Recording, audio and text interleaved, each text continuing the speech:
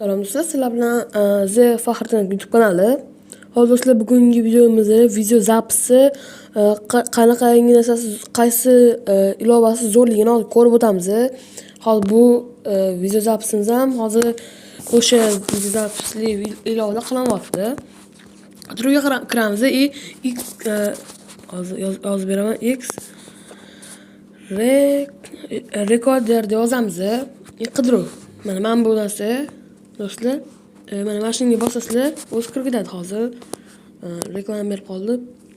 Mana o'zi kirib ketdi. Do'stlar, bu yoqqa settingga kiramiz. O'zingizlar xohlaganingizcha settingga kirasizlar. Audioga kirasizlar, yo'q, video settingga kirasizlar. Video setting o'zingizlar xohlaganingizcha mana o'zim 1080 megapikselli qilib qo'yganman. Buni ham o'zingiz to'g'rilab olasizlar. Ma'muriyatga kirsanglar 3 sekund, 5 sekund, 10 sekundligi bor. Menda 3 sekund turibdi. Boshqa sheylar bilan 3 sekundli yoki 3 sekund yoki 5 sekund yoki 10 sekundgacha orqama taslanadi, o'zi videoga olib beradi. Xo'p. Undan keyin mana hozir rasm ko'rsataman.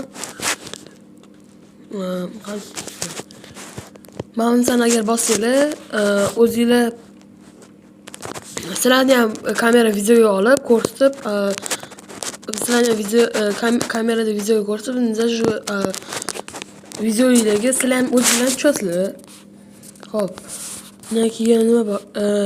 Language tilinglarni o'zingiz tanlaysiz. Menga ingliz tili kerak. Ingliz tili qo'yib qo'yganman.